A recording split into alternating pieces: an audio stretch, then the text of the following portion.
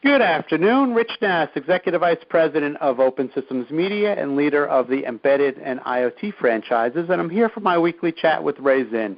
As you know, Ray is the longtime former CEO of Micrel.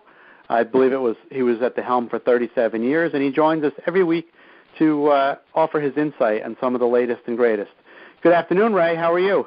I'm doing fine, Rich. Thanks for inviting me back on. My pleasure. So I was at CES the week before last, and one of the keynotes was from Jen-Hsun Huang, who you probably know is the CEO of nVidia. nVidia started as a computer graphics company, and they've sort of evolved into one of the darlings of Silicon Valley.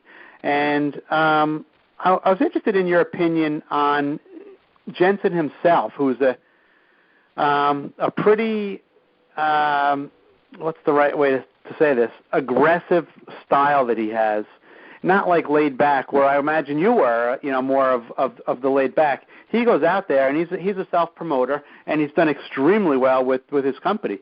What do you think of that sort of leadership style, to do self-promoting? I guess if you have the products to back it up, it's one thing, and they certainly do. I don't want to make it sound like they don't. They have great products. What do you think of that? Well, I wouldn't necessarily characterize myself as laid back. I mean, we worked pretty hard taking our company from $300,000 of invested capital to a company we sold a year ago for nearly $840 million. So I don't think I was laid back, but I probably was not as much in your face like a Mark Cuban type.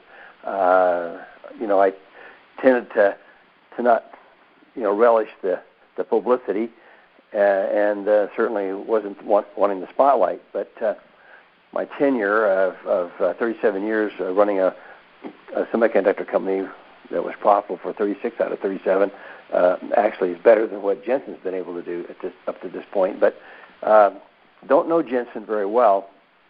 I know of him. And, T.J. Rogers, back in my time, was the one that was kind of in your face, self-promoting type person. But we don't hear much from him anymore. And these guys come and go. They once the people get tired of hearing them promote themselves. I mean, most of us like people who are not out there pounding themselves on the back. We like people who are more humble and gracious. Okay, so that brings up an interesting point. How important is it to be the same person inside the company as you are outside the company? I mean, I would imagine that somebody like Mark Cuban is very genuine, and what you see is what you get. But I mean, is it, if you have a guy who's banging his fist on the desk inside, should he be the same guy outside? They usually are. I don't know how you change your spots that readily. So, again, I don't know Mark Cuban well either, so I know of him. And I do know that he is inside just as is the outside.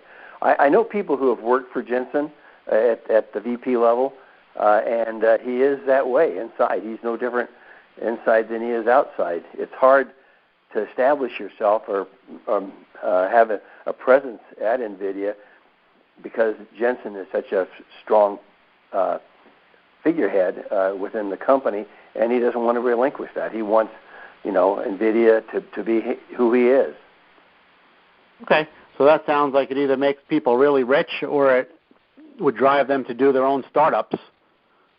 Yeah, that's this one fellow that did work for Jen-Hsun did leave a year or so ago and start his own company. Okay.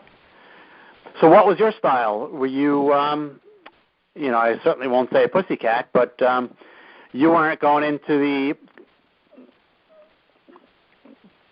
see the customers and saying, you have to buy my product because it's the best thing ever.